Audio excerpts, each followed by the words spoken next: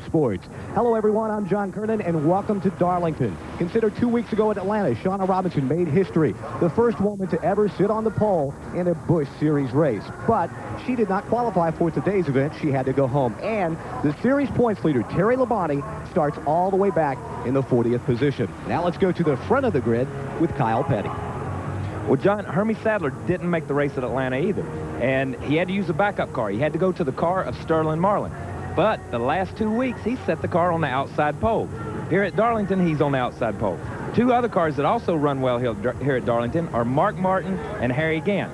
But the man who has won the last two races here is Robert Presley. John? Kyle, Michael Waltrip always runs well here, too. In fact, he won a race here a couple of years ago. Now, in first-round qualifying, Michael was 10th fastest, but a problem with the car. He had to re-qualify in the second day. He starts 27th. We'll have more on the problem a little bit later. Talk about competition, guys. It's got us all scratching our heads. And, Benny, it even has some of us confused.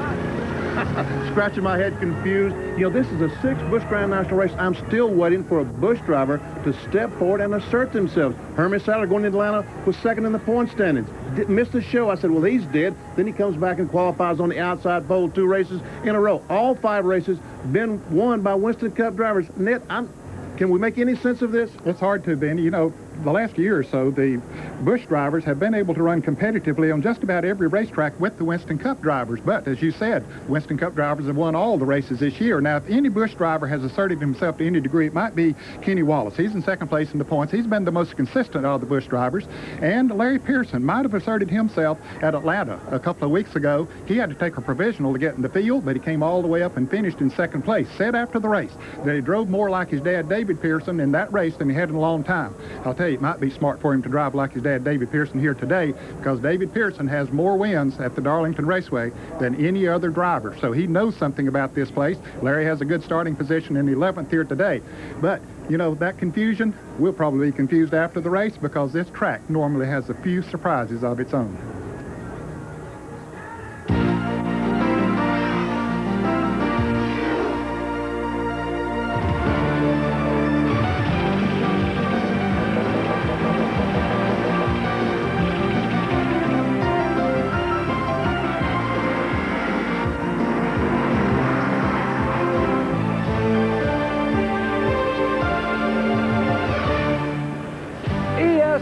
The world's leader in motorsports coverage is pleased to welcome you live to Darlington, South Carolina, site of Darlington Raceway, and scene of today's NASCAR Busch Grand National Series Mark III Vans 200.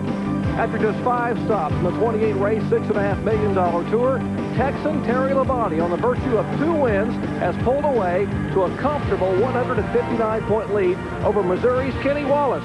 Connecticut driver Randy LaJoie is 3rd, North Carolinian Robert Presley 4th, and Hermie Sadler out of Virginia is 5th. Hello, everyone. I'm Jerry Punch. When last we spoke to you 2 weeks ago at Atlanta Motor Speedway, I told you I didn't think this Busch Series could get any more competitive. Well, I lied, folks. Unfortunately, the race takes place before race day. It's called qualifying. In the first 5 events of this year, 57 cars have signed in to make a field, which means 16 go home each and every week. You've already heard that the Atlanta pole sitter, Shauna Robinson, did not qualify. Our point leader, Terry Labonte, will start way in the back, shotgun on the field. And you heard Ned and Benny say this track favors experienced drivers. There are 8 rookies starting today. So what are we telling you? What we're saying, folks, is we don't have a clue what's going to happen. But for the next 2 hours and 200 miles here at the track Too Tough to Tame, it will definitely be exciting. When we come back, we'll take a look at the starting lineup and have the green flag for today's Mark III Vans 200. So stay with us. Today's Speed World coverage being brought to you by Goodyear, #1 in tires, and by Haviland Formula 3 motor oil. Add more life to your car. Taking a look at this historic oval here in Darlington, South Carolina. 1.366 miles in length. Egg-shaped. Very unique configuration here at Darlington. The first super speedway constructed for stock car racing. Front stretch and back stretch equal at 1,228 feet. Turns 1 and 2 bank 25 degrees. Turns 3 and 4 not quite as steeply banked, but a longer radius, 23 degrees. And, of course, no banking on the straightaways. And the field comes to life on pit road. A field of 42 has been given the signal to fire him up and get set for 200 miles.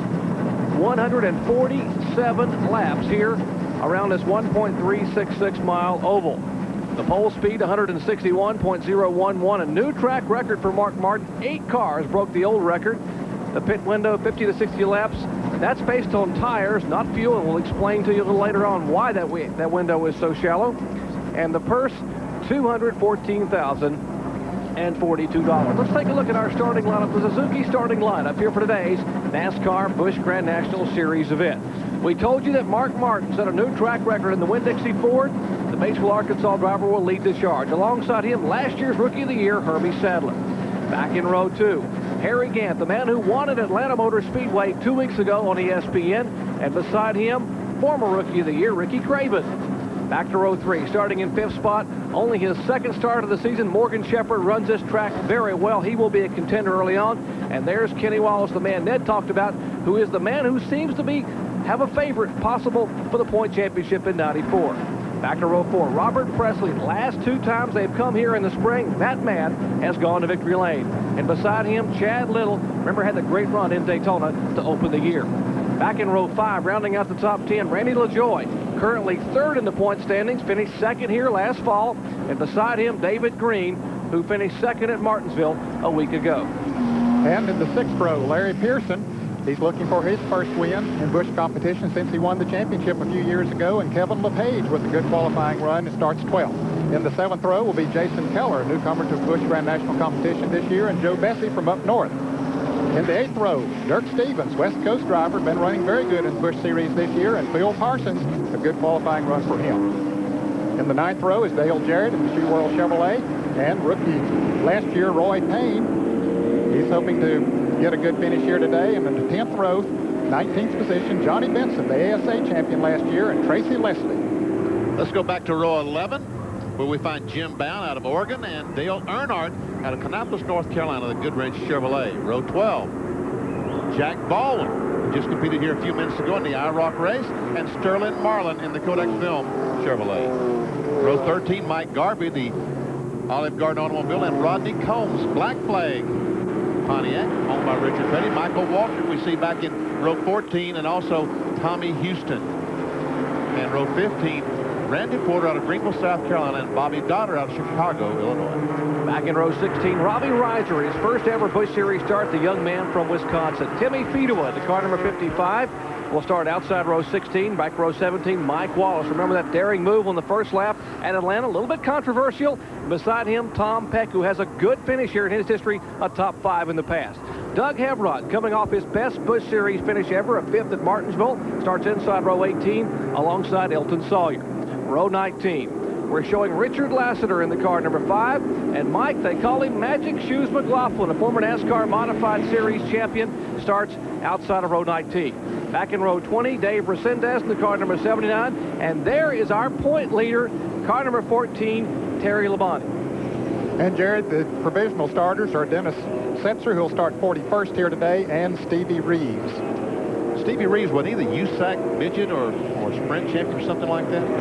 Open wheel driver. Open wheel drivers. And take a look inside. We're going to be riding along today with Mark Martin, our pole sitter, and the Winn-Dixie Ford Thunderbird. You'll get a nice shot at Mark as his face camera there, and they follow that Pontiac safety car. Now, Benny, we talked about the fact we showed the pit windows. You look from the roof cam at 50 to 60 laps. They can make it a lot longer on fuel, but not on tires. The tires wear out significantly here, and about 50 to 60 laps is all they'll be able to run before they have to stop and change tires on the green flag.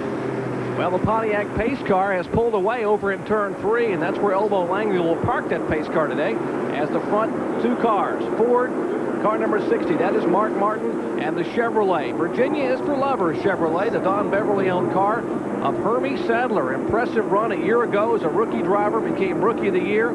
He started on the outside front row at Martinsville, led the first 70 laps, and had problems. Beautiful day for racing. Great crowd on hand. Glad to have you with us here at the track. Too tough to tame as Carl Simmons waves the green flag.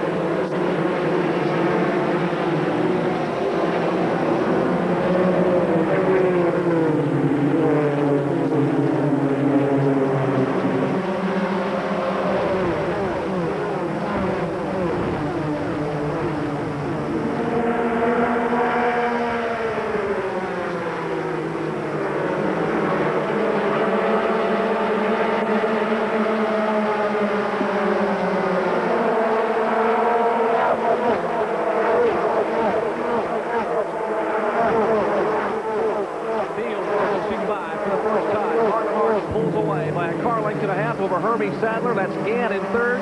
And then 3 car lengths back to Ricky Craven in fourth. Morgan Shepherd not coming up to speed. Now seems to be coming up to speed a little bit. He holds the 5th spot, but there's about a 7 car length separation between him and the 4th place car of Ricky Craven. See Mark Martin and Hermie Sadler hanging in there. Michael Waltrip goes by Johnny Benson. Waltrip in the yellow, number 30. That's Johnny Benson out of Grand Rapids, Michigan in the black and red car, number 74, followed by Bobby Doddard. As John Kernan pointed out, Michael Waltrip had to requalify starting back in 27th position because of a problem with the rear end housing on his Pennzoil Pontiac. We knew that he was fast. He knew he was fast. He's going to be coming up through the field.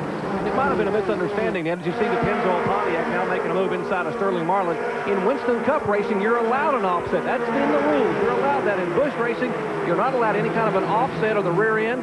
They apparently had a bit of an offset, and his car had to requalify. But certainly, his car none the worse for wear because he's coming toward the front bending in a hurry. And you'll see right in front of him is Rodney Combs. That black flag car is owned by Richard Petty. This is Richard Petty's first year in Busch Grand National Racing, I believe. Rodney Combs was the second round fastest qualifier. He was about 11th overall, but didn't make the field the first day in the top 25, so had to requalify yesterday morning and had a good run. That is 22nd and 23rd you're looking at right now. 22nd place car in the black flag machine of Rodney Combs, about to be passed by Michael Waltrip. Let's check in with John Kernan. Well, Jerry, on Thursday, Rodney Combs had one of the fastest cars in all of practice. They made a decision to go up about 2 degrees on the timing, trying to get a little more horsepower out of that engine for the qualifying run. As he exited turn 2 on his one-lap run, the engine burned a piston, and Rodney had to coast back around. He knew that he would have a fast car for today's race. So 2 degrees was 1 too many, I guess. About 1.5 degrees too much. You're right, Benny. That's a battle back in the pack as you see Johnny Benson Jr., the 1993 ASA champion, back there trying to make a move by Combs. Michael Waltrip has already made that move. Now, where are the leaders? They are just exiting turn 2. In fact, the back straightaway headed for turn 3. And that is Mark Martin in the car number 60. That's David Green we see on the screen right there, number 44, the red car. Now we're working our way towards the front. There he is, Mark Martin. Martin, Sadler, Gant, and Craven. And look at Craven all over Harry Gant. Looks very racy, trying to get on the inside. He gets the nose up on the inside of Gant. He might get him going into turn 3. Let's see who's going to back off. I believe it'll have to be Gant. Now let's see, will Harry try to come back on the inside? No, because Craven goes on in and pulls up about a 2-car length advantage. That allowed the front 2 cars to get away just a little bit, but Craven, his car, the DuPont Chevrolet, running very good here. Let's see if he can run them down. Ricky Craven, the 1992 NASCAR Busch Grand National Series Rookie of the Year, looking to get his first win in the Southern Tour. He has a couple of wins to his credit, which were in combination events when he was the Busch Grand National North Series champion. We're in the early laps here at Darlington, South Carolina. Glad to have you with us here for the Mark III Vans 200. Our pole sitter, Mark Martin, holds away up front. Back with more after this.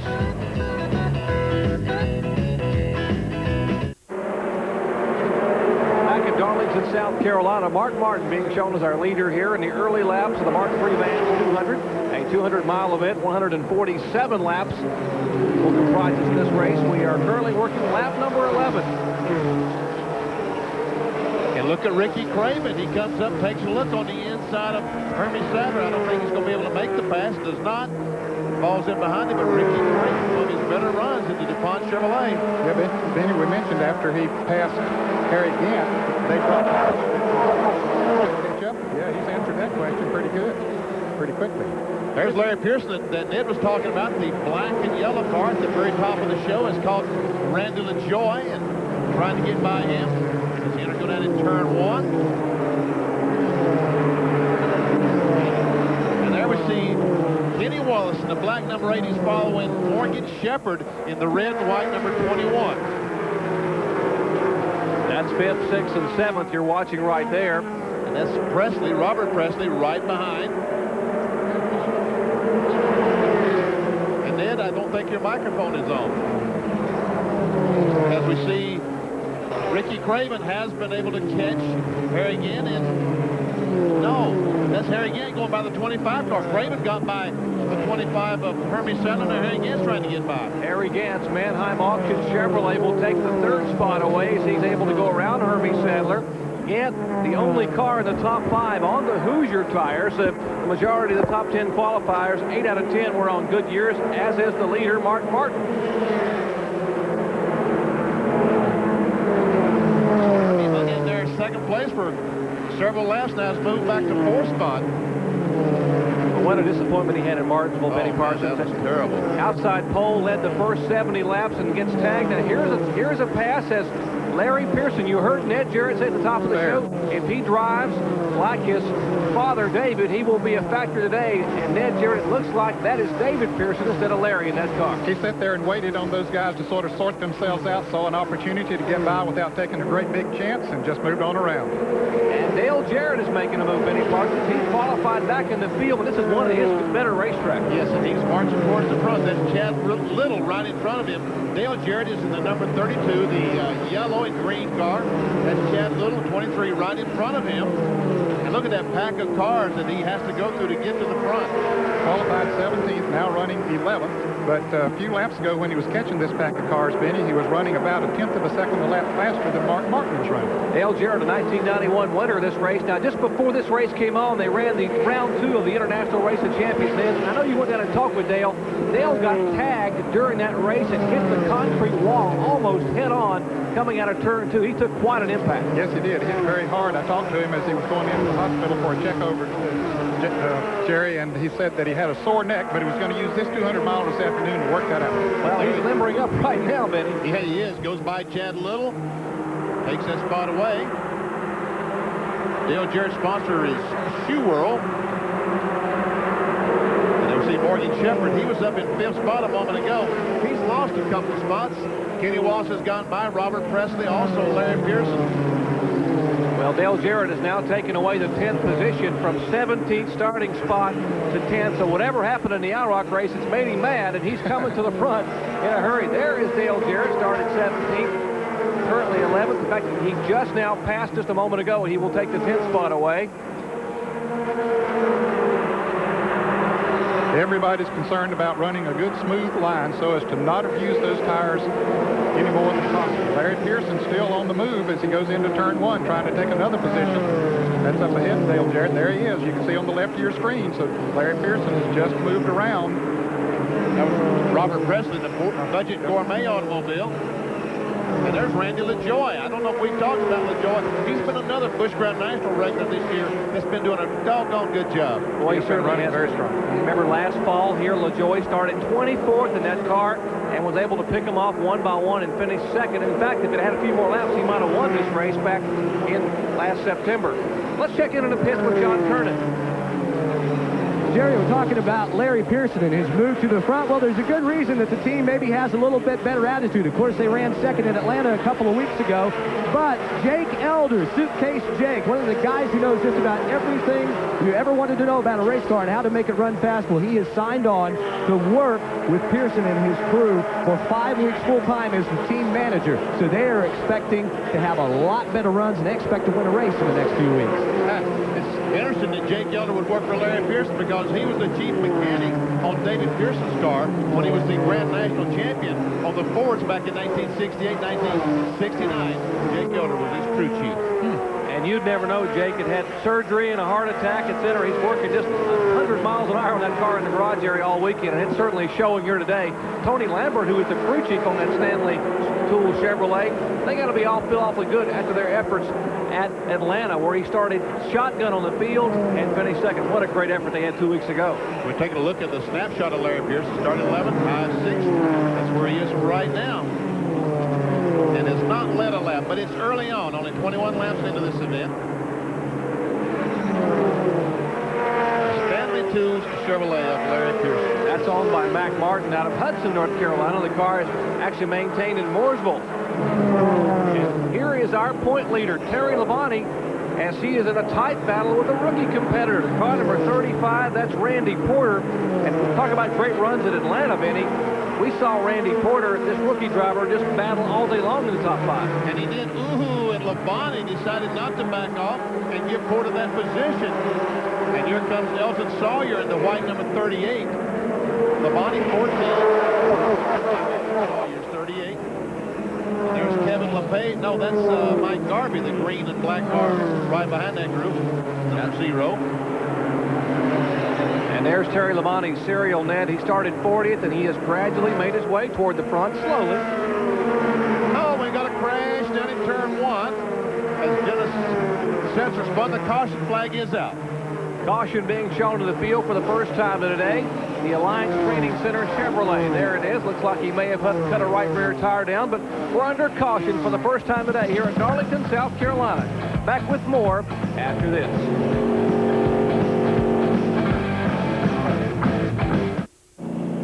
And we welcome you back to Darlington, South Carolina, the Mark III Vans 200. We are under caution for the first time today. A spin up in turns 1 and 2. Young man out of Newton, North Carolina, rookie competitor on this series. One of the most promising rookies they said they've seen in a long time. That's Dennis Setzer, the Alliance Training Center Chevrolet, who started provisionally 41st on the field. He spun the car, apparently cutting a tire. He has made his way down pit road in the back straightaway. He's back out now, Jerry, and has been black flagged by NASCAR. So he has brought the car back into the pits again on the backstretch. And we are waiting to see if some of the cars' leaders will make their way on the pit road. A lot of concern, John Kernan, possibly over the tire wear early on. Well, Jerry, you're exactly right. The drivers are very worried about tire wear. We see these tires, they really give up after about 20 laps, and they'd like nothing better to do than to come in and slap a fresh set of tires on their race cars. What are we, 24 laps into the race? Normally in Winston Cup tomorrow, you'll see the guys do exactly that. But in Busch Grand National Racing, they have a limit on the tires they can change under caution. They can only change 2 tires per position. That means only 2 sets of tires under caution for the entire race. So the guy who wins today is going to have to be someone who takes care of their tires and has enough rubber to finish the race. We'll be back at Darlington International Raceway in just a few minutes.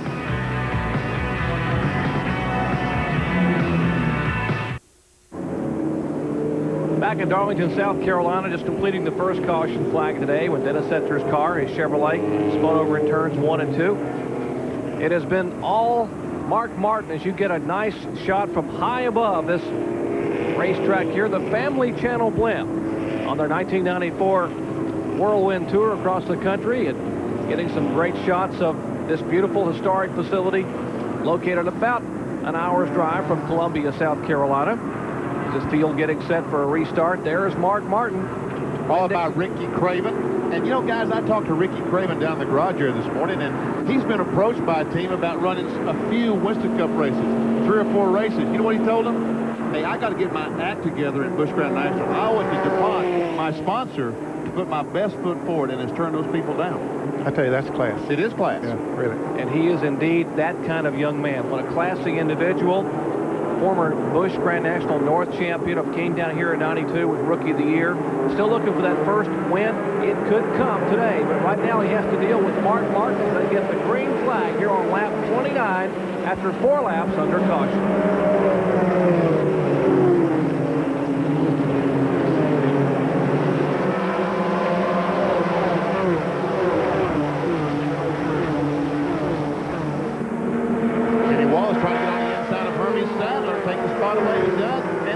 Trying to follow him. And right does. Turn 3. And Sadler's car drifting very high. He must have a problem, guys. Either a tire going down or something. No, he just backed off to get in the 3rd corner and couldn't get back in line. Yeah, he's trying to get his momentum back right now. Well, indeed, he is coming back up to speed. Let's check in with John Kernan. Jerry, we're going to check on Hermie Sadler. We don't know exactly what the problem is right now, but we will run down and check with Bobby King and the crew. They were expecting to have a really great run this weekend, as we told you earlier. In the last 2 races, they qualified on the outside of the front row. We're heading down now to check that out. John, I'm not sure there's really much wrong with his race car. As Benny said, he just got out of line there and couldn't get back down to get his momentum coming off turn 4, and about 4 cars went by. I think you guys are right. He's back up to speed. Seems to be holding his position pretty well there in front of Randy LaJoie. And it's very smart for him not to take a chance. He could have maybe dogged his way back in, but he would have taken the chance of getting bumped and maybe have been spun out. So he was a very smart driver there. We told you Michael Waltrip was trying to make his way to the front. Look at the fella he's trying to pass now. He certainly has got his hands full, Benny. That is the Goodwrench Chevrolet. Dale Earnhardt. And, you know, right behind these guys, Kevin LePage in that green 71. There's Earnhardt in 16th spot. Michael trying to chase him down. There comes Kevin LePage out of Vermont. Earnhardt goes on the inside of Jason Keller down in turn 1. Earnhardt started 22nd. And here's Michael Waltrip trying to pass Earnhardt on the outside. That's a brave move. Yes, it is, but he makes it work. Holds it off as those two cars, Michael Waltrip and Dale Earnhardt, they are battling for 16th and 17th position. That's how competitive this Busch National Series is. Hey, what about the Daytona 500 winner, Sterling Marlin? He has actually been in the pits for a couple laps in the backstretch in the car number 4. Now, looks like Michael Waltrip will make a move under Jason Keller. Goes on the inside, tried the move that Earnhardt did last time, only this time Michael Waltrip was able to make that pass. Kevin LePage would love to pass Dale Earnhardt. He'd call home immediately. He'd probably pit and call home. There's some great racing back in the field here. Mark Martin still leads with Ricky Craven second, Harry Gant third, Kenny Wallace is fourth, and Larry Pearson is fifth. We see Dale Jarrett. There's Hermie Sadler. We're going to show you how people make their way to the front. Here's what happened to Hermie Sadler. On lap 8, he was second, and he has since moved back in the field. Currently in 9th position at lap 31. Let's check in with John Kernan. Well, Jerry, you know, this is only the third race here at Darlington for Hermie Sadler. Bobby King had told him at the beginning of the race that really don't try to race anybody. Don't get into any bad situations. Just stay out there on the racetrack and gain more confidence. So apparently, Hermie was using his head out there, as Ned, I believe you pointed out. He didn't want to get into a bad situation. He just backed it off. There's nothing wrong with the car. And we see that Dale Jarrett has moved by all those cars, went by Morgan Shepherd, and right now the 32 cars moved his way up to 6th spot. That's the Shoe World Pick and Pay Chevrolet. As you watch here, you see Harry Gant and Kenny Wallace. They are in 3rd and 4th position. Larry Pearson was 5th. Morgan Shepherd was 6th. He has just been passed by Dale Jarrett a moment ago. We'll take a look at our field summary. That's 4th, 5th, and 6th on the screen. Now, the way Jarrett is running, he's going to enter that picture shortly, but there's about a 3 or 4 second net interval between where he is and the 5th place car. Yeah, he had some cars that took a while to get by. These cars that he's catching now are harder to pass than those that he passed earlier in the race. Terry Labonte is still not able to move forward very much in 33rd spot. And that's a surprise, Reed. He drives this racetrack so well, and maybe the car, I guess, is just not right for him. Tommy Houston, who's out of the race, slammed the wall yesterday and destroyed his primary car. Had to go to a backup car. Dale Jarrett's car looks like it's on a rail as he goes very low from the second corner. Benny, this is the same car he went to Richmond, Virginia with and didn't make the field. He and Dale Earnhardt, neither one qualified up there. And he said, we got to do something about it. So he took it over to Hutcherson Fagan. They put a new front snout on the car, and he says it really drives well. So it looks like it is. Plus, they put old John Irvin to work. And John worked with you for a lot of years, Ned, and made, as John says, it made old Ned successful. Now he's making old Dale successful. Yeah, John deserves the credit. Kenny Wallace still trying to pass Harry Gant. And look at Larry Pearson. He has caught that duo. He's right on him. Ready for any little slip there, and he'll be moving around. And Larry Pearson started 11th. Now being shown in 5th position. You heard Benny mention Jake Elder working with the team, Tony Lambert, the Mac Martin on car. Remember, this is the first time that Larry Pearson has run the full Busch Tour since 1988. So he had some great runs last year, but in a limited schedule. In a limited schedule. He ran Winston Cup, what, a year or two in the Chattanooga car, Chattanooga Chew car. Car owned by his dad, yeah. Here comes Kenny on the inside of Harry Gant. Now, he might have him this time. He's got enough of the car up alongside. Let's see if he drives her on in there. Yeah, he does. And he didn't slide up the racetrack either. Kenny Wallace driving for Phil Martosi in the TIC Financial Ford. That's the car number 8 you're looking at there. The Ford Thunderbird. That is Kenny Wallace. Behind him, the veteran Harry Gant. And in comes the Stanley Tools colors of Larry Pearson. You can see how far he's on the left of your screen there. The second place car of Ricky Craven, Mark Martin. Rick is about 10 laps, 10 car lengths behind Mark Martin. This is one of the better races on the racetrack is for 3rd, 4th, and 5th. It looks to me like you hit it in the head. get the nail right on the head at the top of the show. Larry Pearson may have the best car here today. His car seems to be as fast as anything out here, if not faster. Well, as Ned said, if he begins to drive like his dad David from now on, these folks in the Busch Series are in for some serious thrills. And once again, Harry Gant just saw David a la Larry Pearson pass him, which has happened before here at Darlington, South Carolina. And that means Larry Pearson will take the 4th spot away. As we are in the early laps here at Darlington, South Carolina, the track they call Too Tough to Tame, Mark Martin continues to lead.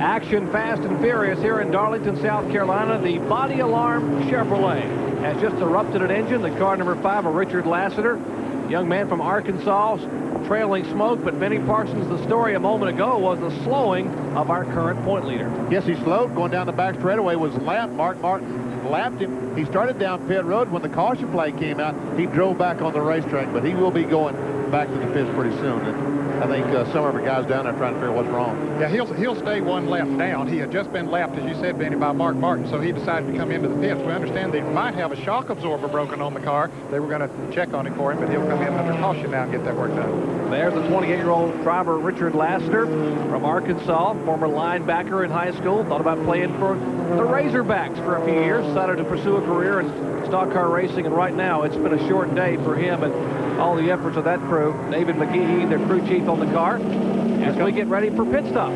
Here comes Mark Martin, heading down pit road, followed by, looks like everyone. Yep, they're all coming in. Follow the leader. Let's check in now with Kyle Petty here in the leader's pits. Kyle? Well, Ricky Craven, who's been running second, is coming in. I've noticed on his pit stop, he's got a lot of Winston Cup guys that help on Bill Elliott's team and a couple other teams that are out here helping him. He owns this team now. He wants really, really good pit stops. Staying in the right side tires. It's had a little trouble with the right front. They're a little bit slow there. They've got the 2 cans of fuel in. They're coming around to the left side now. So Ricky's been running really, really good. It's so important, even under caution, to get a really, really good pit stop to get back out and to get that track position. Track position is critical at a place like this. Okay, Benny. We see that Mark Martin's still in there, 22 seconds. Ricky Craven is moving, but Mark Martin is down in turn 1. Martin will be the first car off pit road. Larry Pearson's going to be second. Craven comes down pit road, looks like he'll be third. And it looks like that Kenny Wallace is fourth. Brandon George fifth. Hermie Sadler is sixth. Tracy Leslie, good pit stop by him, is sixth. And Kenny Wallace had a pretty good pit stop, John. Well, Benny, actually, it took them a little bit longer than what they thought. They'd been what they wanted. They'd been running third. They came in, they got the right side and so on really, really fast. They came around to the left side, and after they took the tire, put the new left front on, 2 lug nuts fell off. So a crewman had to reach down and put the lug nuts on. That cost them several seconds. But they had one of the fastest cars in practice, and they feel pretty good about today, but they had just a little miscue right there to put them a little bit behind on their pit stop. Well, if they were running third, they came out third. So all those guys had a little bit of problems in their pit stops today. There's, we're talking about Kenny Wallace. There he is. And remember the rules. You're only allowed 8 tires total under caution. Most of the teams have just used half their allotment for the day here in Darlington. We'll be back with more from the Mark III Vans 200 after this.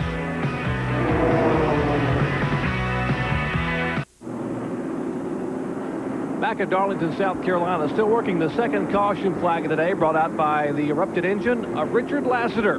We've had a lot of pit stops and some problems in the pits. Right, Kyle Petty? Yeah, just like when Ricky Craven had some trouble with the right front. Dale Jarrett pitted, and the gun came disconnected from the air hose that leads to the air bottle. They couldn't get the right rear off. They had to come back in and change it again. What about on your end, John? Well, we talked about how Terry Labonte was falling back, and he thought he might have broken a shock mount. Well, I just talked to Bob Labonte, his father, also the crew chief. He says that when they came in and checked it, that the shock was still hooked up, so they're not sure exactly what the problem is with the car. Terry still insists it's got to be a shock absorber. Well, it troubles for some of the veterans here. Can you believe Dale Jarrett starts 17th, works his way through the field and probably the most difficult track on the circuit to pass on, and has a problem in the pits, and now where is he being shown? Probably the last car on the lead lap, or 36th right now. Rodney Combs is behind him. Just got 35 to pass to get back up there. Yeah, that's a tough chore on this racetrack. That's got to be disheartening. Yeah, he can do it, Ned. Keep the heart, keep the faith. Okay. Well, one young man who's got to be smiling is our leader. Johnny Benson, 30-year-old driver from Grand Rapids, Michigan, the 1993 ASA champion. Remember his Busch Grand National debut net at Michigan a year ago, driving for Ernie Irvan. He got one upside down coming out of turn 2. Flipped the car and, got welcome to NASCAR in a rude way there. But he's a super race driver, no doubt about it. Now, Johnny had stopped during the other caution period on lap 25 or sometime along there, so did not stop on this one. Hot action coming your way on ESPN this Monday at 7 o'clock. NIT, National Invitational Tournament from Madison Square Garden, Kansas State, and the Commodores of Vanderbilt coming up at 7 o'clock. Then Siena and Villanova at 9 p.m. Eastern Time. National Invitation Tournament semifinals from Madison Square Garden coming up this Monday right here on ESPN. Glad to have you with us here at Darlington, South Carolina. Green flag once again. 5-lap caution completed. We're back to green flag racing here on lap 51. Then I think we're going to see pretty quickly what Mark Martin and Larry Pearson have for. Yeah, those new tires are really going to pay off for him now, no doubt about that, because Johnny Benson has about 25 laps on his tires. Michael Walton trying to get on the inside. Ricky Craven said, Went on that corner. Michael wisely backed out of the thing. Michael had an awfully good pit stop.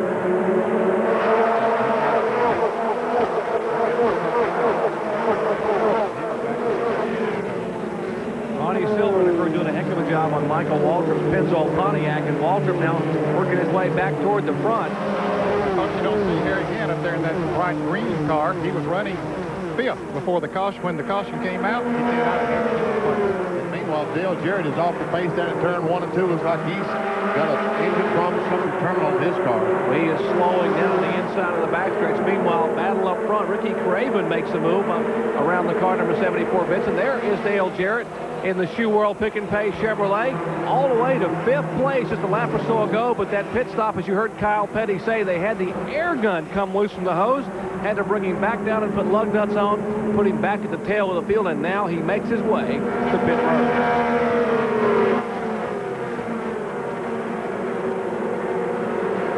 As we watch him come down pit road, Larry Pearson is just about to catch our leader, Mark Martin.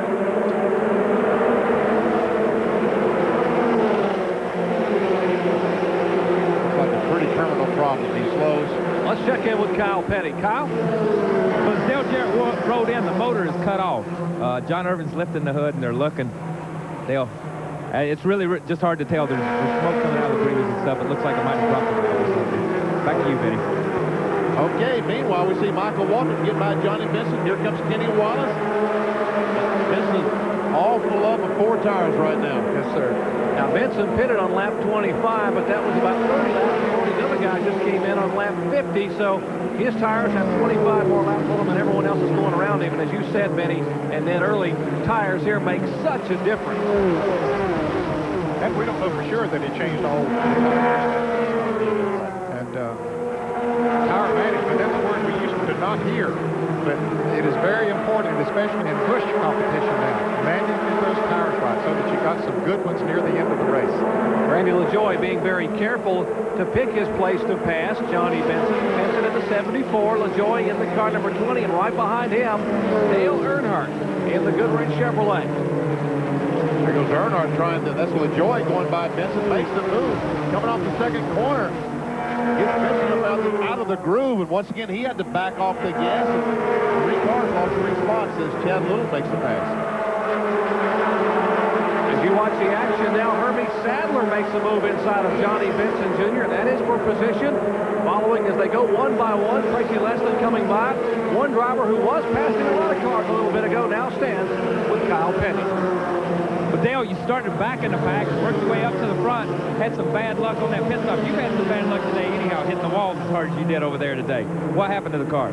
Something happened to the engine. I had a really good race car. Yeah, we passed a lot, and then we had a bad stop there. But those things are going to happen. Thought I had plenty of time, but something blew up. Hasn't been a good day. Hopefully tomorrow will be better. Well, that's Dale looking for bigger things tomorrow, Benny. Of course, when Kyle said he hit the wall, he was talking about in the IROC race. Hit it pretty hard. Well, he was trying to avoid another car, not mentioned in the IROC race, and came together and got a little bit of a tap, and next thing you know, it was hello concrete over in turn 2. Fortunately, he's going to be a little bit sore, but okay. song called Hello Wall. And that plays around this racetrack very well. Fair and Young. Yes. There's one. That's back to my area. This is named that tune here, live on Saturday, country music. Lead battle closing up as Larry Pearson. Remember, we talked about David, 10 wins here, 12 poles, and Larry trying to get his first Busch Grand National Series victory here at Darlington, South Carolina.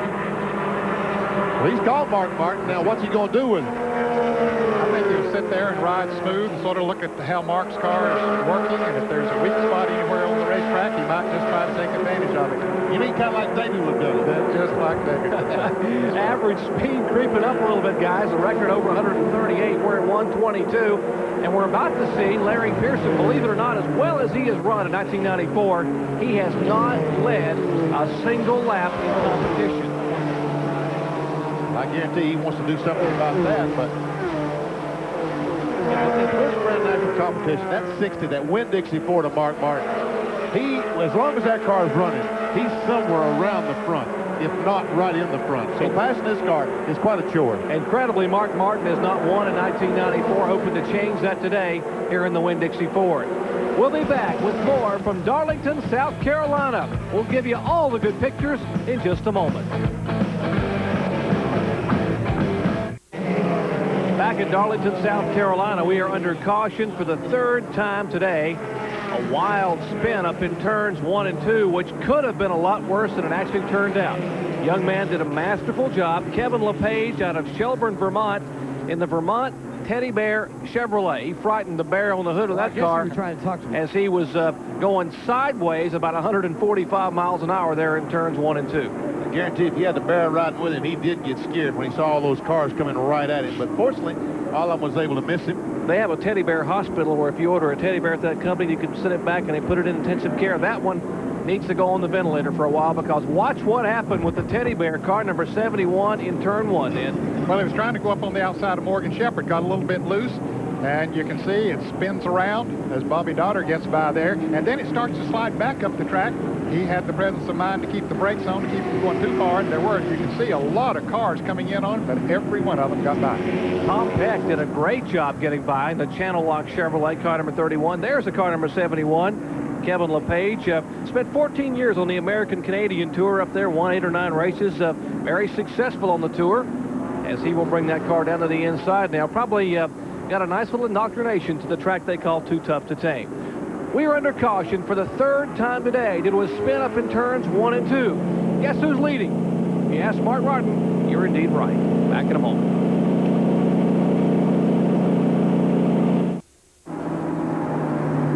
Back at Darlington Raceway in Darlington, South Carolina. Beautiful Saturday afternoon for NASCAR Busch Grand National Series racing action.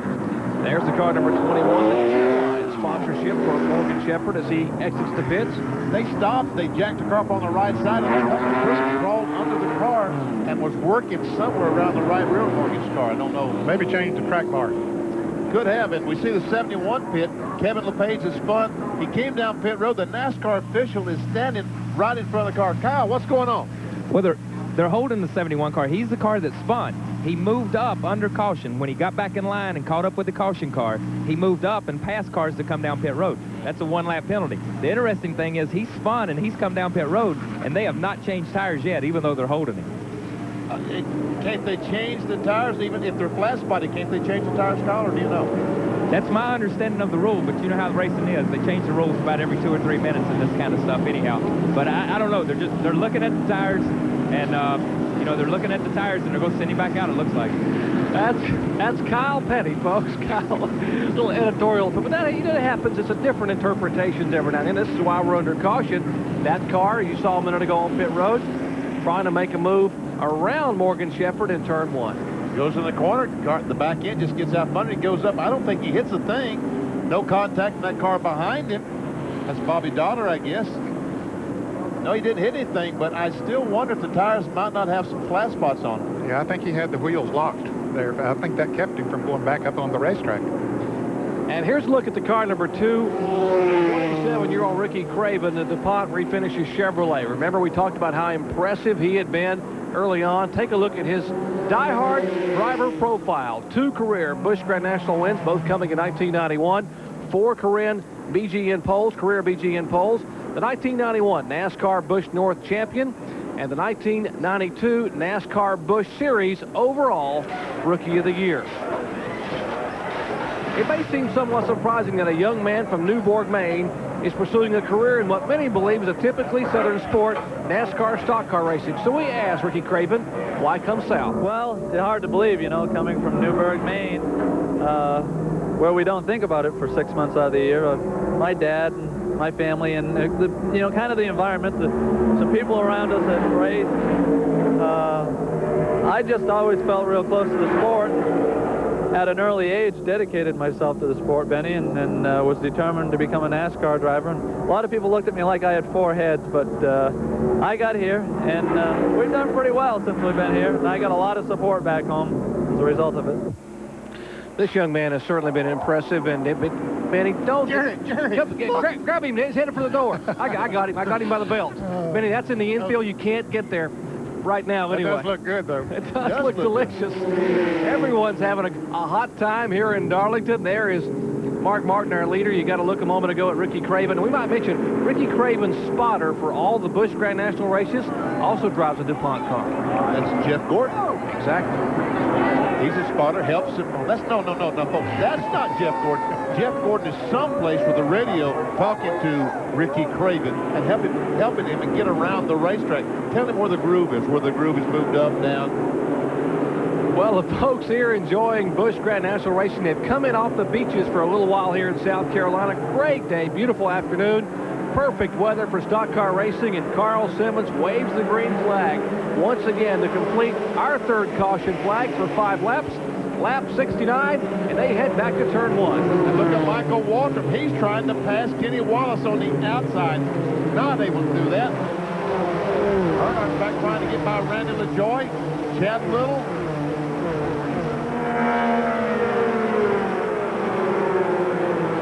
Martin got himself a pretty good jump there. Larry Pearson was much closer than that when the caution came out.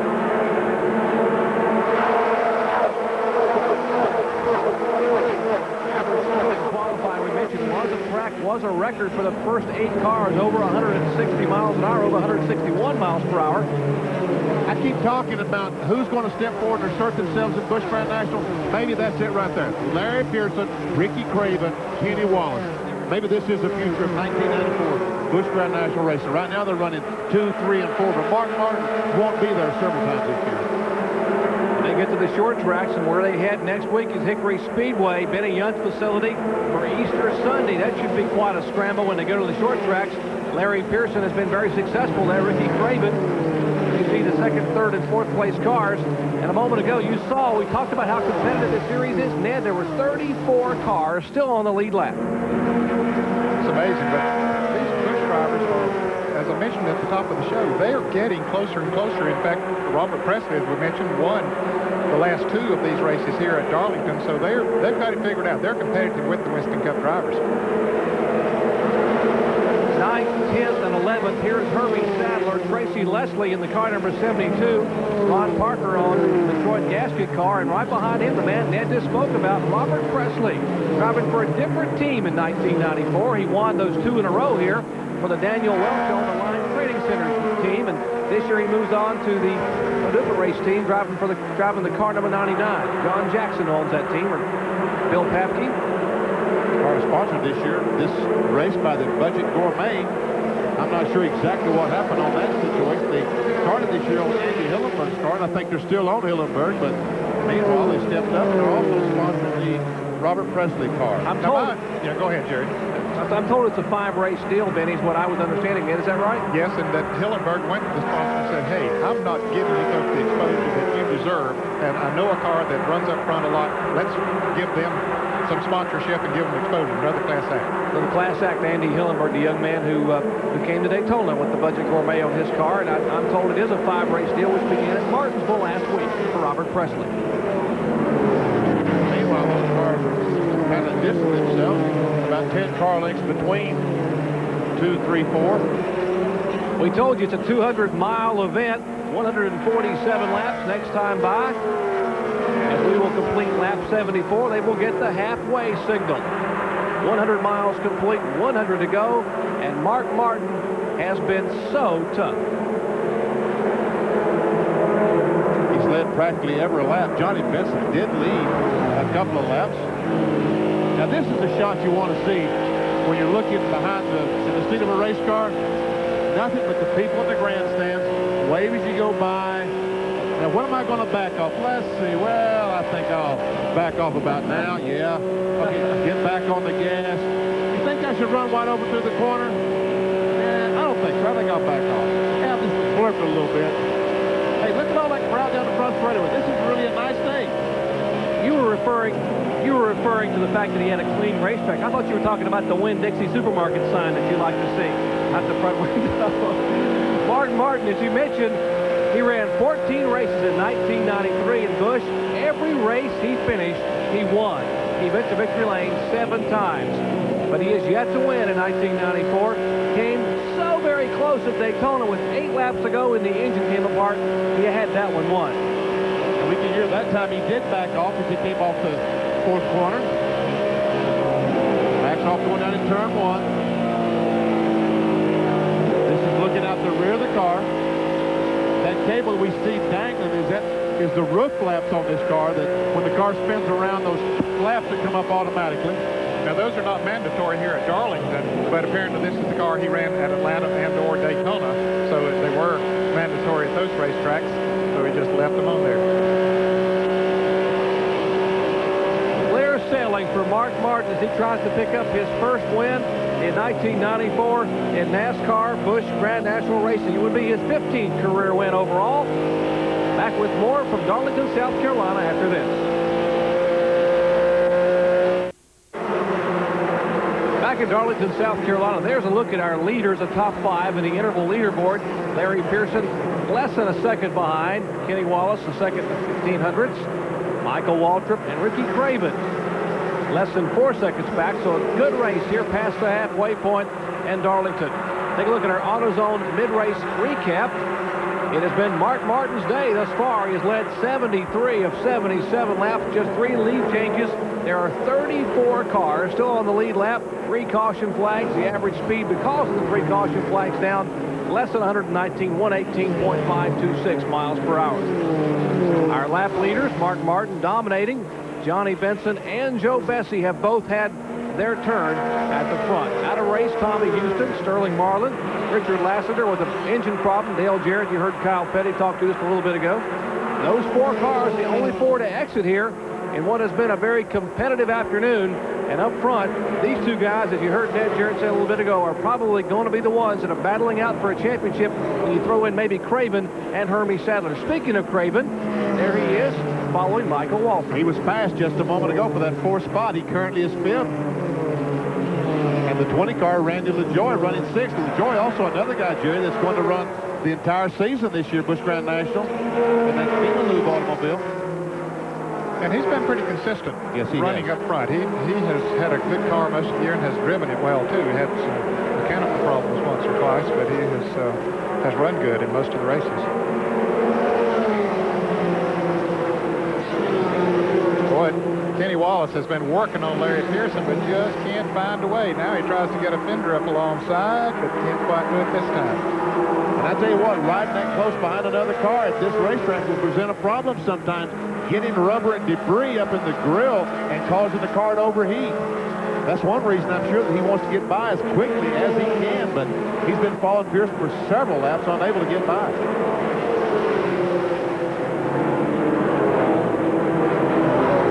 About future plans, Kenny Wallace will run 4 Winston Cup races this year for the same car owner, Phil Martossi. He told me their first start will be at Michigan coming up in August. They'll run Loudon, Phoenix, and finish it up on ESPN at Atlanta this year. So he will run 4 Winston Cup races, hoping to go Winston Cup full-time in 1995 with this car owner, this crew, which has been very successful on the Busch circuit. I'm sure that's their intentions. Every time I talk to Mr. Martossi, he says he wants to go Winston Cup racing.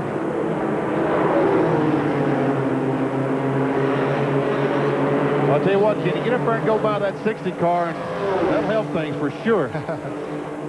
He's got to get by that 92 first. Yeah, that's right. Well, we told you Mark Martin was leading, and there he is now beginning to work some more traffic as he moves by Rodney Combs in the car number 43, the Richard Petty on black flag machine. Now, Rodney is running in the 34th position, so that leaves 33 cars on the lead lap. There's that rubber I was talking about as he comes up. We have a piece on the lens of our camera right now. It blows off. Right directly in front of him is Terry Labonte, BMW Windows car, who, as John Kernan has pointed out, has some kind of problem. And he's already 1 lap down, about to go 2 laps down. We talked about the commanding lead he had in the points. That will change today. Labonte only planning to run 20 of the 28 events. A lot of people are trying to encourage him to possibly run them all and run for both championships. Oh, there's Hermie and Earnhardt almost getting together as they come off the corner. And Tracy Leslie goes by Earnhardt. Now that was close, Ned. Yes, it was. They touched a little bit, but you got to hand it to Hermie. He didn't back off from the Intimidator. He just went right on in there. That was a good shot from our Family Channel blimp. These cars entering turn 3. You know, Ned, I was talking to some of those guys, and they're running, qualifying, running wide open through that corner. Let's watch this in replay. That was close. Yeah, maybe the right rear bumper of Hermie Sadler's Virginia for Lovers car touched Earnhardt's left bumper just a little bit. There's Hermie Sadler in the car number 25. Still looking for his first win. Probably would have gotten it in Martinsville, Virginia, but got tapped by a lap car last week after leading the first 70 laps. He spent 102 laps behind the wall working on the car, which says a lot about that crew. They worked for 102 laps to fix the car to come back and just be able to finish the race. Here's Bill Parsons coming up on Dale Earnhardt, about to make a move on Earnhardt. Bill having a good run here today in the White Rose Oldsmobile. And look, we're back to the same race. Larry Pearson, Kenny Wallace, and looks like Kenny Wallace has finally passed Larry Pearson to take over that second spot. It looks to me like Larry Pearson's car is not running nearly as well as it was early on in the race. Well, I think these other cars are probably running a little bit better. Maybe he did lose when he changed tires, lost a little bit of the handle. Maybe they adjusted and got better on that pit stop. Well, it looked like he was the strongest right after the pit stop while his tires were new. He was able to run right on Mark Martin's bumper there for a while, but after the restart of the other caution is when he didn't run as fast. And sometimes, you know, after you've heated those tires up and they cool off a little bit during a caution, the car just doesn't come back the same as it did before. It doesn't always happen, but it does on some cars. And don't ask us because we don't have a clue why that is. Speaking of Larry Pearson, we mentioned in Atlanta that I mentioned he was 40 to 42 years of age. Well, he was waiting on me when I got to the garage area. He said, hey, I'm 38 years old. He said, I was 38 last year. I'll be 38 again next year. Okay. But I made him show his driver's license, and he indeed is 38. Did David ever get by 39? No, David's still 39. His dad's a year older. Yeah. Okay. As we watch Kenny Wallace go around the racetrack, and there's Harry Gant and Mike McLaughlin. Is that the 34 car? Yes, it is. That's Magic Mike. As we watch this, let me tell you that the Busch Grand National points leader, Terry Labonte, has taken his car to the garage area on the back straightaway and is probably out of the race. And I wonder if he might run Hickory next week as the leader of the points. That will probably decide him to stay home and go to church next Sunday. Now, his brother Bobby had the MW Windows car at Hickory earlier this week and was testing it up there. Of course, he could have been testing for the 44 car that David Green drives because they all run out of the same shop.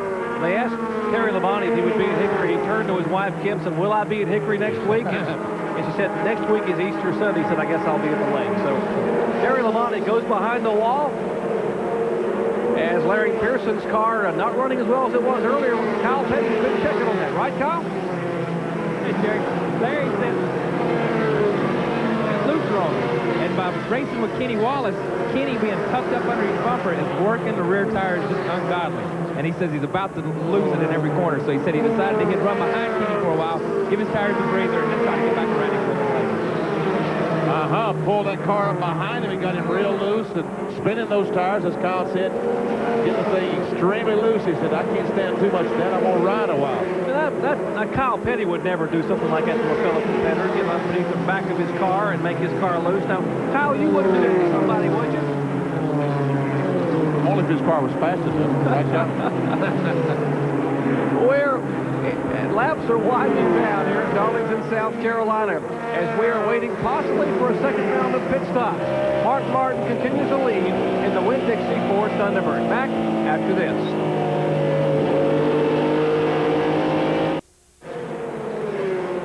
High above Darlington, South Carolina, these aerial shots courtesy of the Family Channel blimp, currently taking its Accentuate the Positive Airship Tour for 1994. There it is, being piloted today by Steve Tomlin. Family Channel blimp and pit stops are the order of the day as the first car makes its way down pit road. Kenny Wallace coming in the pits down towards John Kernan. Hey, John, he's there. Well, you would think it would be a scheduled since they stopped the first time around 50 laps. We're around lap 100, but they were prepared to go to lap 137, depending on what Mark Martin did. But he had a flat right rear tire, so he'll have to come in. Right side tires already on. Oh, they're not going to change the left side. He's just going to change right side tires. Kenny Wallace is down and away. Gil Martin and the crew changing only the right side tires on the DIC Financial Ford, and that is a little bit early. Well, it's a little bit early, and I also would question that just change the right side tires. He's gone a lap down already. It wasn't going to take an extra 10 or 12 seconds to go ahead and change those left side tires. Then he'd be set for the rest of the race. I don't know. Maybe they're just saving those left side tires for a run later on. John, how about it?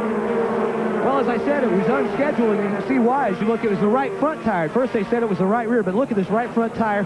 This is the inside. You can see where the sidewall has kind of peeled away. It's got so hot, the rubber just melted and started peeling away. It was worn.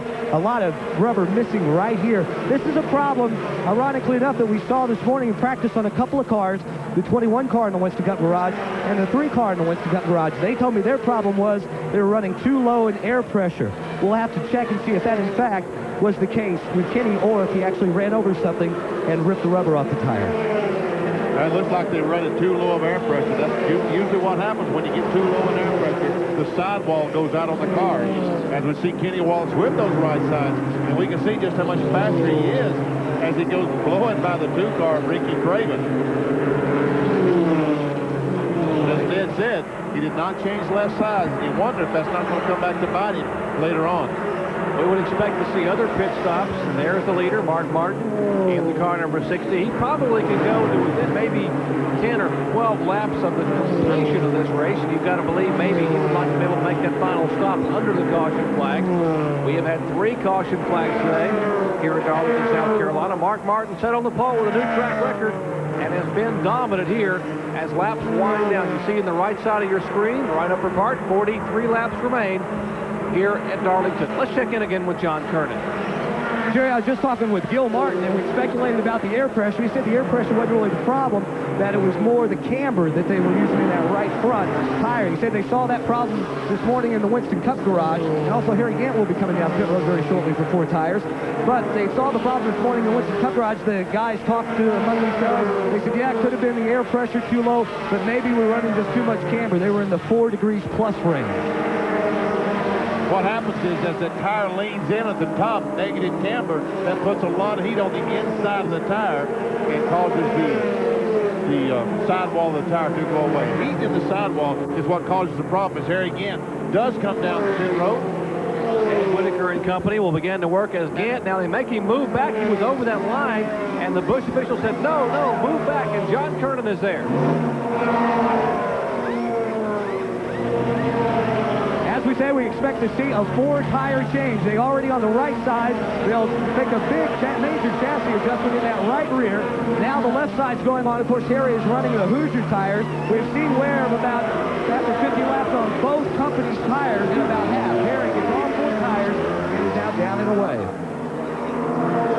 He'll be a lap down, but if it stays green, everyone else is going to have to make pit stops also. So they should get him back in sequence. And had he not backed that car up behind that white line, he would have lost a lap by virtue of penalty. So that was a smart smooth for them to back the car up. The NASCAR official signaled them to back it up.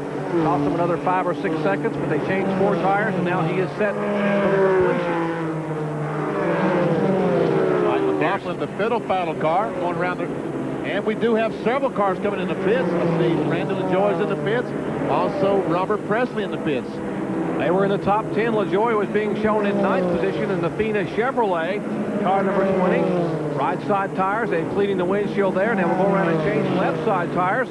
And here is the Goodwrench Chevrolet. Tony Urey, Rick Boston Company, getting ready to service the man who won the season opener in Daytona, the Goodies 300, Dale Earnhardt. That's in the back pits. We were seeing LaJoie on the front straightaway pits. This is the back straightaway pits. There's LaJoie leading. Robert Presley's still sitting there on pit road. He's now down. He's going away. Lengthy stop for Robert Presley. They looked like they might have had a problem with the left front air wrench or something. They were there for a long time. Yeah, they were there for a good while, Jerry. And wonder if they're having a problem on Earnhardt's car getting the left side off. Now they're getting that left rear back on there, so he's down and away.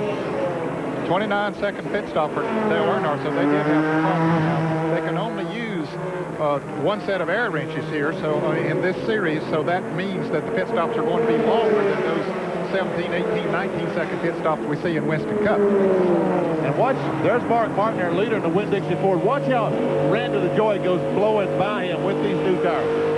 There he goes. Said, see you later, Mark. I expect we'll see Mark coming in before too long. Of course, they're radioing to Mark and say, hey, don't worry, that guy just pitted. Of course, Mark, obviously knowing LaJoie, has just got 4 fresh tires on. Hey, but even with the tires Mark has on, he pulls back on him in the corners. Mark Martin's car is dialed in perfectly. And I think that he's, even as fast as he has been running, he's been the class of the field, but I still think that he has driven it relatively conservative. I think that he's been very smooth. Every time we've seen him, he's been very smooth, trying to conserve those tires as much as he possibly can. There we see him going down the back straightaway, right behind the Bobby Daughter, the Wall 2 automobile. There's Daughter. And Daughter is being shown in the 18th position. We mentioned Mark Martin has yet to win in '94. He came within 8 laps of victory in Daytona, had an engine problem. At Rockingham, he was crashed under the caution flag when he was involved with a couple other cars from 20 laps ago. And here's Larry Pearson, the Stanley Mechanical Tools Chevrolet, our second place car, comes down pit road, looking for what should be his final pit stop as they head for the pits. Tony Lambert, remember Jake Elder, you heard John Kernan tell you, Jake Elder began with the team, will be there for 5 weeks. Right side tires going on that car. Pearson has to keep the car running, holds 1 foot on the brake pedal. They will put both cans of fuel in.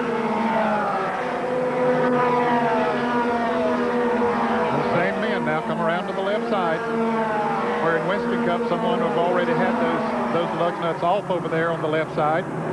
Here's Morgan Shepherd in, and the Cheerwine Ford. Dick Schultz and company, Morgan Shepherd's crew chief now. You see the 27.9 seconds for Larry Pearson. 4 tires and fuel.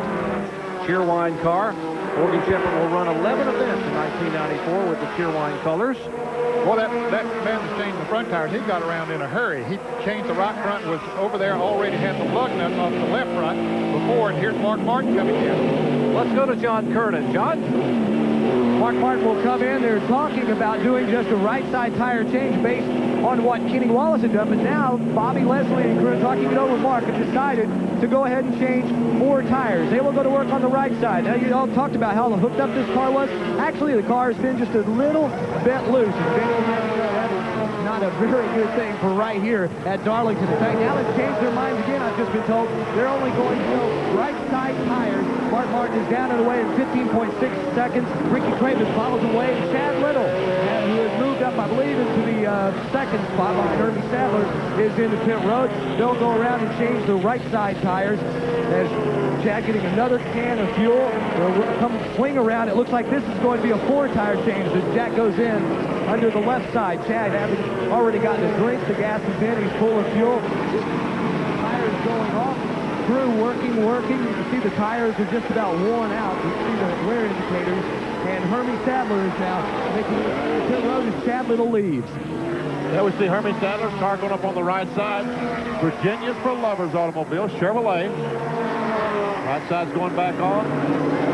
Bobby King and the crew now looking like they will change all 4 for Hermie Sadler. Remember, everyone has changed have seen, with the exception of the leader, Mark Martin. You see the Detroit gasket car getting service there, Tracy Leslie. And, of course, the 8 car of Kenny Wallace, he only changed the right side tires. So we'll see how that works for both of those drivers. Phil Parsons has made his pit stop, headed out of pit road. Tracy Leslie, all 3 cars going out of the pits. Now, we speculated a little bit ago that our point leader in Busch Series competition, Terry Labonte, might not be able to run the whole circuit, and the question mark was next Sunday at Hickory. Well, Kyle Petty, doing a yeoman's job, has caught up with the young man, Terry Labonte. Yeah, from the first time Terry came to this speedway, he looked like he had run this speedway all of his life. He didn't have a great day today. What happened to him? Well, I'll tell you what, we were running terrible, and then the thing started skipping at the end of the straightaway. And as bad as we were running, there wasn't enough point messing up the engine, too, so I thought it'd be best just to park it. You were leading the points coming into this race. Next weekend they run Hickory. That's an off weekend for Winston Cup guys. Are you going to run Hickory, or how many races do you plan to run this year? Well, we're going to run 20 races, so I don't think we're going to go to Hickory. Okay, Terry, be hunting Easter eggs next Sunday instead of racing at Hickory, Benny. I'll tell you what, I think I'll go up in and join him.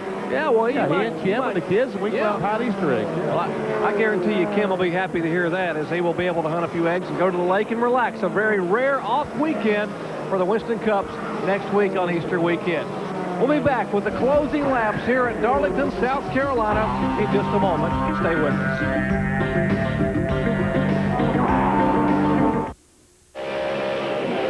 We welcome you back to Darlington, South Carolina. Mark Martin, our leader. You're getting to ride with him with his in-car camera, roof cam, as he has to try to hold on for 26 more laps. Lots of action yet to come your way. The remaining 6 teams in the women's regionals NCAA basketball coming up tonight. Louisiana Tech, the Lady Techsters, take on the Lady Trojans at 7:30. Then Alabama and Penn State at 9:15. And Stanford and Purdue at midnight Eastern time. We'll see who will make it the ladies' Final Four next week in Richmond, Virginia. And here's Bobby Dotter in the car number 08, who was being shown Benny in second spot. Second spot, he had not stopped all those cars that made their pit stops, so Bobby Dotter is the second place car. But he's probably going to be a lap behind once he gets back out. Yes, he will. And that puts just 9 cars now on the lead lap as we are about 24 laps from the conclusion of this 6th race on the 28 race tour. And look here, Ricky Craven has caught Mark Martin. Martin only changed the right sides, but Craven is 1 lap down. He needs to get by, see if he can get back in the lead lap. I think his car is faster as a result of having 4 tires. That's one reason he's a lap down. He just took longer in the pits than did Mark Martin. And Tracy Leslie right behind him. They are in. The 2-car Ricky Craven are racing for position. Both a lap down to Mark Martin. They are 9th and 10th right now in the field as they scramble now. They try to go by the car of Jack Ball, the 1992 Trans Am champion, and they move underneath Bobby Dotter, who hasn't quite come back. Whoa, and Craven spins. Contact as Ricky Craven gets the car sideways, comes down on the apron out of harm's way, gets it right and puts it back in gear and drives it away. Boy, what a close call. And caution flag has been waved by Carl Simmons. He was going to want a caution in a couple of laps because it looked like he was faster and was going to get around Mark Martin. He didn't want to be the caution or the cause of it, and he wanted to be in front of Mark Martin, so it was a tough break for Ricky Craven. You got to believe it. I want to pass this guy and we need a yellow flag, but I don't want to be in. Yep. Unfortunately, that was not the case. You see, it could have been a lot more serious than it actually was. As he gets the car, he locks it down, turns it hard right.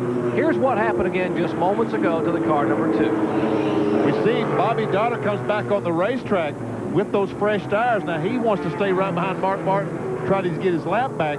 Craven could not let his car lead up like he normally does. He had to turn the wheel left to avoid running into Bobby Dotter, and when he did, he just lost control.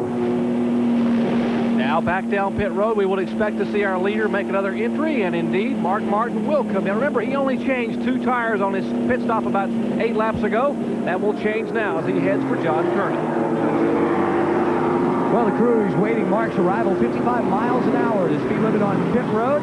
He will get 4 new Goodyear Racing Eagles. Also, Kenny Wallace, he was the other driver. Remember, he had the flat right front tire, had come in and changed tires. Only 2 tires. He wants 4 fresh tires. Mark Martin's crew working on the right side, outside. Benny from the right side, left side now, coming off, going on. Mark sitting in his car, waiting patiently. Harry Gann is also on pit road, as is Randy LaJoie. Jack drops, Mark takes off and heads down pit road, 23.8 seconds. That's pretty good pit stop. 4 tires on the Busch system. And the 8 car, Kenny Wallace, is still in the pit. John, here comes Pearson down pit road. He may beat the 8 car. And the 20 car going out. Have they changed the rules? I thought they were allowed only 2 tires per position. Has Mark Martin not changed right side tires 3 times now? No, the other was under the green. Okay, I get Last one's under the green. Catch up, Ned. That's all right. I've been a little bit That's slow. a good thought, though. Remember the rule, and that reminds us the rule in Busch Series competition is 8 tires, 2 per position under caution. You can get as many as you want on the green, and Kenny Wallace had all kinds of problems. Went to the back. In fact, there's only 6 cars now, 7 cars on the lead lap. And there we see Ricky Craven come in. Kyle Petty's there. Well, Ricky's come back in the pits, but he's the reason for the caution. He's spun. He told the guys on the crew that a car, I didn't see it, but he told the guys on the crew that a car came out of the pits in front of him. He had to avoid him. He spun. They're back in. They're changing forward. They're putting on thicker tires. So, I mean, Ricky was in a position, running fast enough to make up his lap. Now he's going to be a lap down and further back than he was. Kenny Wallace had trouble. Our statistician up here, Bill Samola, tells us that Kenny, whoa, didn't get them all on, looks like there. Well, he took off, and that man was trying to get his wrench up there to tighten those left front lug nuts. Well, we'll know in a moment anyway. He didn't. We mentioned the Kenny Wallace car, 45 seconds in the pits. Here's the accident once again over in turn 3. Once again, Craven goes up, and he tries to avoid Bobby Daughter. When he turns the wheel to avoid him, the back end comes out of the car. And around he goes, and thank God that car did not back across the racetrack in front of all that oncoming traffic. John Kerner, what in the world did the 8 car, what kind of problem they have in that pit stop? Benny, they had a problem on the right side. In fact, they wouldn't even tell me whose gun got jammed with the lug nut, but the lug nut got jammed in one of the air wrenches, and they had to get another one over across the wall, so that cost them quite a bit of time. At first they tried to dislodge the stuck lug by banging the air wrench on the ground, but of course, oftentimes that does not work, so they had to get another one from across the pit wall, and that really sent them back. But they don't want to put the blame. They won't tell me who had the lug nut jammed, and I couldn't see it from where I was. So. It doesn't really matter. There's nothing anybody can do about those lug nuts going in there and getting jammed in those sockets. Yep. That happens. Kenny Wallace, who is currently 2nd in the Busch Series points, stands to gain a lot of ground because the point leader, Terry Labonte, is already behind the wall. Back with more from the track Too Tough to Tame after this.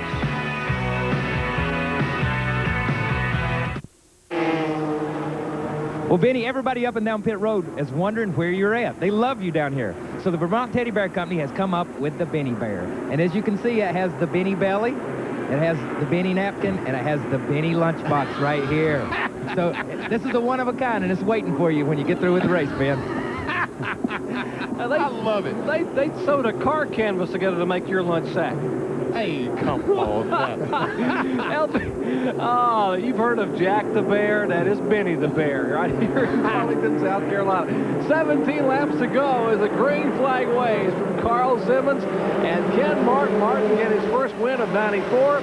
He has been the dominant car here as we complete the 4th caution flag today. He's out for 5 laps. That was a tough break for Bobby Daughters. We see him slide high on the racetrack there. He had just come out of the pit to make a green flag pit stop. Of course, maybe if he hadn't done that, we wouldn't have had a caution, but, he said, And then we see Dale Earnhardt. Now, folks, he is on the lead lap because he stopped, changed tires on the green flag, and was in front of Mark Martin when the caution flag came out.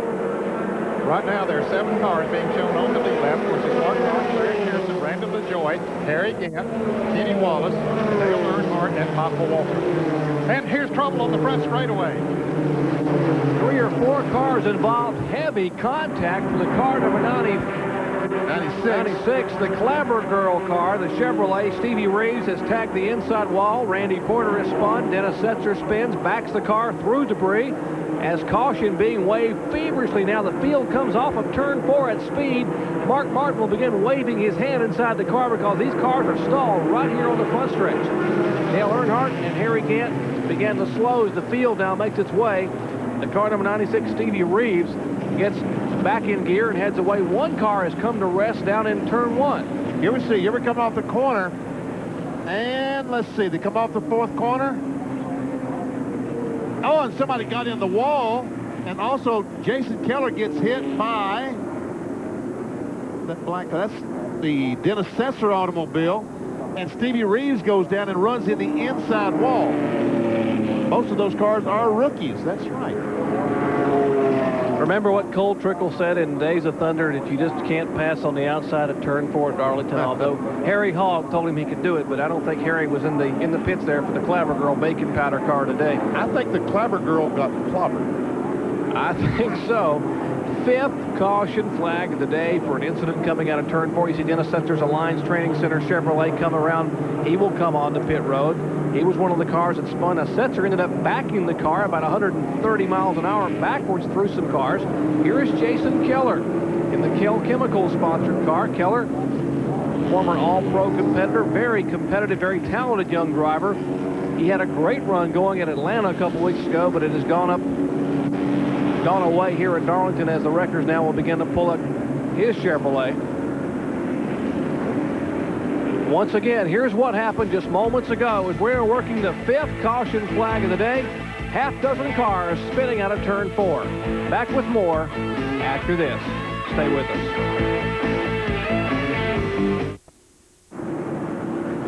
Laps are winding down here in Darlington, South Carolina. Less than 15 laps to go. In fact, it'll be 12 next time by as they have completed 134. It'll make it 135. You can take a look at the top 10 there. As you mentioned earlier, the cars on the lead lap, there are just 7 of them, with Michael Waltrip, the last car in 7th spot on the lead lap. Here's why we're under caution. As you see, Jason Keller's car number 57 getting an assist back to the garage area. He was one of the cars that spawned coming out of turn 4. Dennis Setzer involved. The Clabber Girl car has already been to pit road. That's the car number 96 of Stevie Reeves. The 35 car of Randy Porter also involved. And 1 to go to green, and we'll take this quick break and come back with the final laps here at Darlington, South Carolina. Don't go away. Back at Darlington, you haven't missed a thing. Green flag, and they got just 10 laps remaining, and Mark Martin leads the charge of the field 2 wide out of turn 2. We've got Bobby Doddrup on the outside, and cars blowing by him on the inside. There goes Earnhardt, Kenny Wallace. There's Bobby Dodder being shown, let's see, at least 1 lap down. In fact, he's 2 laps down. Martin is our leader. Larry Pearson, Randy LaJoy, Harry Gant. As those cars Here's the road car straightaway. Car number 17 has spun and hit the wall pretty hard, Jerry. That's Robbie Reeser. In his first Busch Grand National start, the rookie driver from Wisconsin has tagged it a ton, and his car has come to rest just out of the racing groove here at the start-finish line on the front straightaway. And yes, we have yellow for the 6th time today. Here's again what happened out of turn 4. With the blue car someplace, where? There it is, way up the top of your screen. I believe he gets tagged just a little bit, Benny, and shoots him right out down to the inside retaining wall, hits it pretty hard. Like one of the red cars may have gotten him from behind. It just spun him around. Young man making his first ever Busch Series start out of Wisconsin. Robbie Reeser from Allentown, Wisconsin. The Reeser Racing Pontiac bought this car from Rusty Wallace. It was the car Rusty ran in Busch Series competition last year at Milwaukee. Got him a good race car.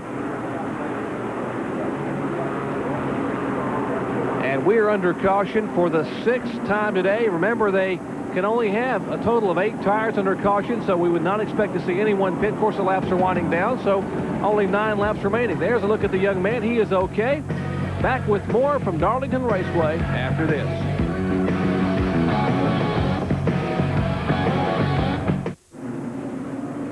Top 5 at Darlington Raceway with just 7 laps remaining. Martin, Pearson, LaJoy, Gant, and Wallace.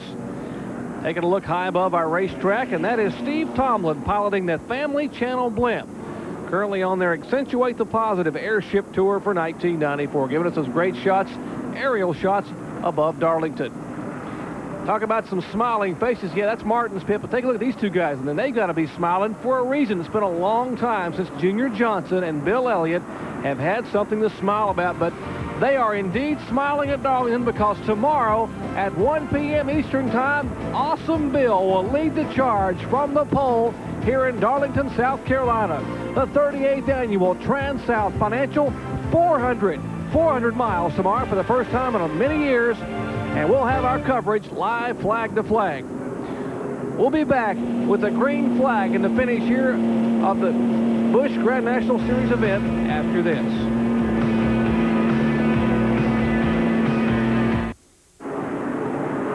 Well, folks, you haven't missed a thing. We're back at Darlington Raceway. John Kernan, Kyle Petty, Ned Jarrett, Benny Parsons, and yours truly, Jerry Punch, bringing you live racing action, NASCAR Busch Grand National style, on a beautiful Saturday afternoon here in South Carolina. Great crowd on hand. Glad to have you with us. Just 6 laps to go, and Mark Martin, if he can hold on, will get his first win of the 1994 season. There, Earnhardt goes by Kenny Wallace. Wallace not able to get up the street. Earnhardt passes Wallace on the outside.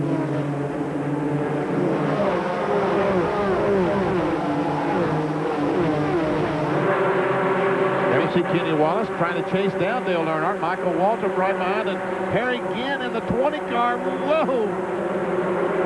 Perry Joy.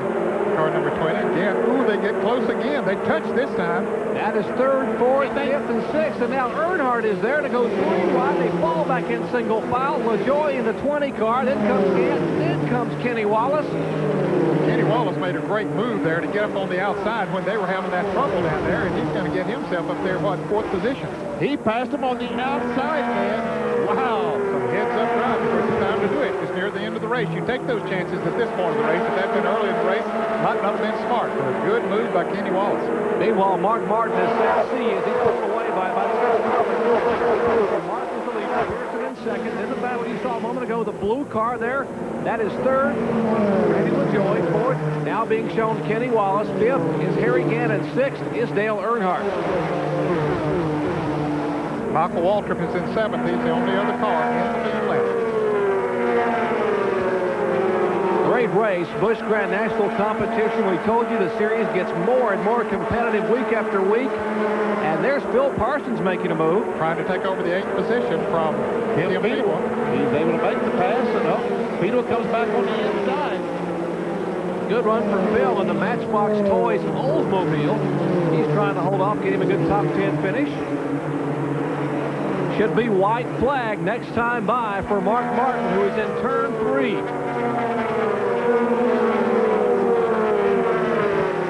Bill now able to hold on to the spot. There's the leader, Mark Martin, being pursued by Larry Pearson, and the white flag is indeed being waved. Set on the pole, dominated a new track record in qualifying, trying to get his first win in 1994. They got a race for 3rd place. Looks like Kenny Wallace is just about off the 20 car of LaJoy. And with LaJoy's blocking pit down the back straightaway, trying to keep Wallace behind him. He says back and keep him back there until we get back to the 4th turn. Everything will be okay. These guys are 2nd and 3rd in the point standings. In fact, Wallace is 2nd and LaJoy is 3rd, but they're inverted on the track. Martin takes the win. Pearson is 2nd. LaJoy will hang on for 3rd. Wallace 4th. Gant 5th. Earnhardt 6th. Waltrip 7th. And you hear the crowd celebrating as they watch the Winn-Dixie car of Mark Martin come around and dominate here this 200-miler, the Mark III Vans event from Darlington, South Carolina. And Jerry, I saw Mark's favorite beauty queen down in Victor Circle this morning, waiting on Mark to come by. That tall one? Yes, sir. That's very tall, Miss Southern 500. I remember Mark's comment, looked up at her and said, "That's tall." Well, they're celebrating in the Martin pit, and John Kernan is there. Well, it seems like we always talk to Steve Mill, who's Mark's Winston Cup crew chief, but Steve had some work to do in the Winston Cup garage. Bobby Leslie, you were in here, you called all the shots today, and you guys, that car was just hooked up from the time, I guess you got it off the truck on Thursday. Yeah, I ran real good Thursday, and we didn't even practice yesterday with it and concentrated on the Winston Cup car. All these guys in the Winn-Dixie team did a great job, and Mike drove a super race.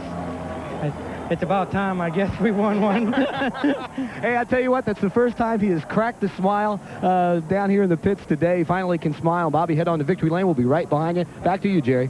And Bobby Leslie, boy, he works so hard on these cars in the shop all winter long. And it's indeed a pleasure to be able to get Bobby on the air and to show how hard that crew works. And there is Mark taking the helmet off and waving to some of the crowd, trying to find his way down to victory lane. No stranger to victory lane. He's been there before at this racetrack. He's been there before, is right. And somebody gives him the thumbs up sign, so Mark eagerly does the same. Last driver to win from, pardon me, Benny, last driver to win from the pole here in a Busch race was Jeff Bodine back in 1989. Mark Martin picking up his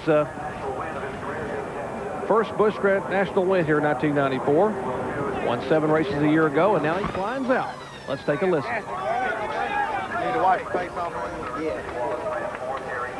Let's go down to our split fire winner circle interview, and John Kernan is standing by. John?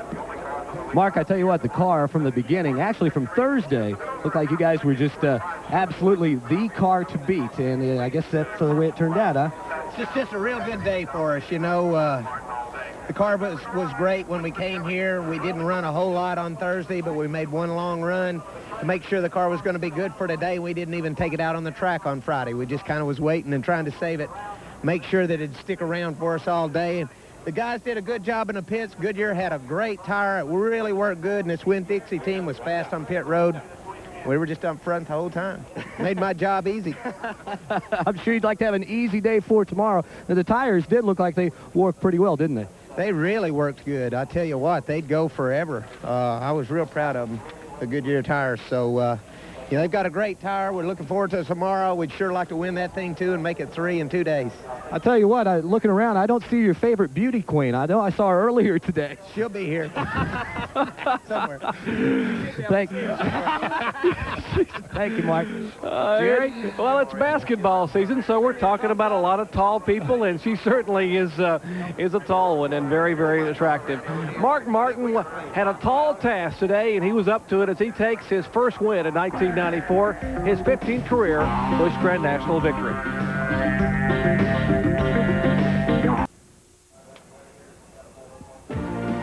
Our Speed World coverage today has been brought to you by Purelator. Legends live on Purelator. Once again, a beautiful day for racing here in Darlington, South Carolina. A triple-header weekend here at Darlington. We mentioned that earlier today the International Race of Champions was run, and as Mark Martin just alluded to in Victory Lane, Ed, he had a pretty good day there. He did. He came away the winner in that one and won here this afternoon in the Mark III Vans 200. I'll tell you, if he can pull that off tomorrow, that would be unreal to win 3 on this racetrack on a weekend. And Benny, remember last time he was here was back in September of '93. And he went to victory. Won the Southern Mountain Dew Southern 500, so hey, he can do it. And speaking of Winston Cup racing, we've got a great one coming for you tomorrow. Ernie Irvin going for 3 in a row with that Texaco Havoline Ford Thunderbird of Robert Yates. We'll have live flag-to-flag coverage coming your way at 1 p.m. Eastern Time from right here in Darlington, South Carolina. Can Ernie make it 3 in a row? Awesome Bill Elliott on the pole.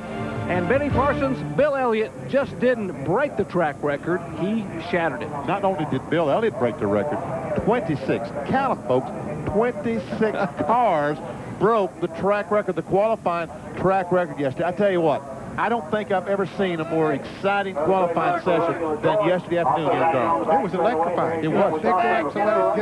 Ernie Irvin was the first driver to crack the 30-second barrier around this track. And then Rick Mass went right out after that and broke that record. And they just kept breaking the record, and it really was exciting. It was, very much so. Years ago, they speculated that no one would be able to go under 30 seconds at this racetrack. Yesterday, there were 11 cars who made it less than 30. In fact, 12 cars made it less than 30 seconds. Derek Cope, who will start 12th, qualified at 29.94. And can you imagine you run a 29.94 and you start 12th? Yeah. Take a look at our finish today. Pearson, LaJoie, Wallace, and Gant ran out the top 5. 6 through 10 this afternoon was Earnhardt, Michael Walter, Phil Parsons.